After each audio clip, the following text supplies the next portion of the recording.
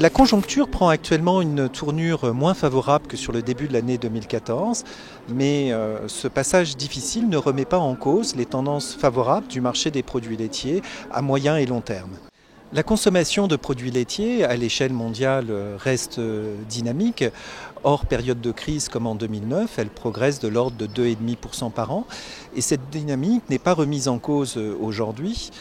L'embargo que la Russie a mis en place cet été à l'encontre des produits laitiers de l'Union européenne et des États-Unis n'est bien évidemment pas une bonne nouvelle pour les opérateurs européens et français, mais la Russie était et reste déficitaire en produits laitiers et ce n'est pas l'embargo qui d'un coup de baguette magique va développer la production laitière russe et rendre le pays autosuffisant. Alors l'embargo russe désorganise le marché des produits laitiers et place les acheteurs dans une position attentiste qui alimente une tendance baissière des cours des produits laitiers. Mais au bout du compte, l'embargo va surtout induire un jeu de chaises musicales parmi les fournisseurs de la Russie et il n'est pas du tout certain que le niveau des importations globales de la Russie va baisser dans les mois à venir. De plus, la demande mondiale reste bien orientée. Les importations de pays tels que la Chine ont continué à progresser depuis le début de l'année 2014. En fait, les difficultés actuelles du marché des produits laitiers ne sont pas liées à une demande insuffisante, mais à une offre trop abondante.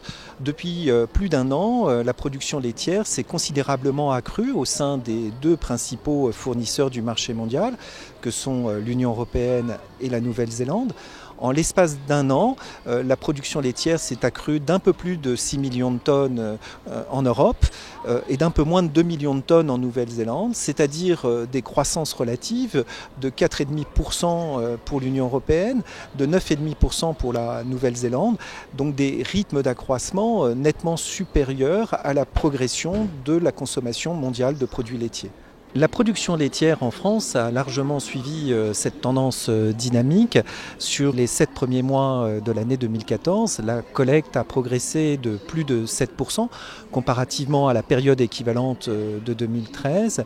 Malgré tout, la France disposait de marge de manœuvre au début de cette dernière campagne et la collecte devrait se situer au terme de la campagne en dessous du quota national, donc au 31 mars 2015. Sur la fin de l'année 2013 et le début de l'année 2014, les marchés avaient plutôt bien encaissé ce surcroît de production de l'Union européenne et de la Nouvelle-Zélande, car ce regain intervenait après une période de pénurie.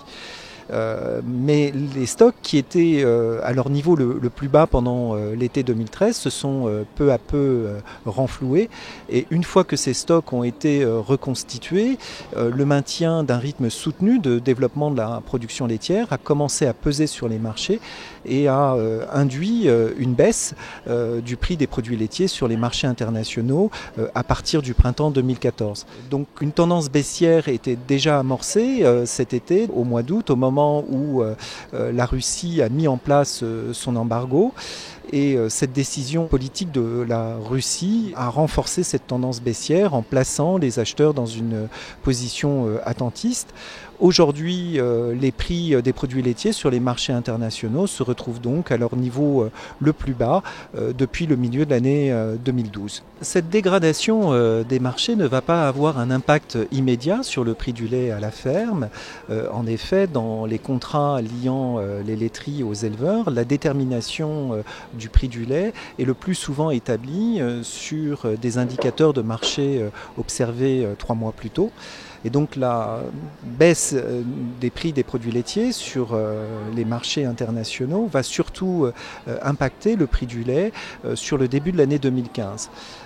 En fait, jusqu'à la fin de l'année 2014, le prix du lait devrait se maintenir à des niveaux relativement élevés.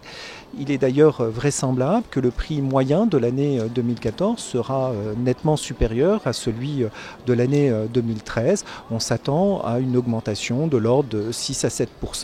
Sur le début de l'année 2015, les pronostics sont difficiles à établir car les décisions politiques mises en œuvre ou non par la Commission européenne, notamment le relèvement des prix d'intervention, auront un impact sur l'évolution des prix des produits laitiers, sur les marchés internationaux et par voie de conséquence sur le prix du lait à la ferme.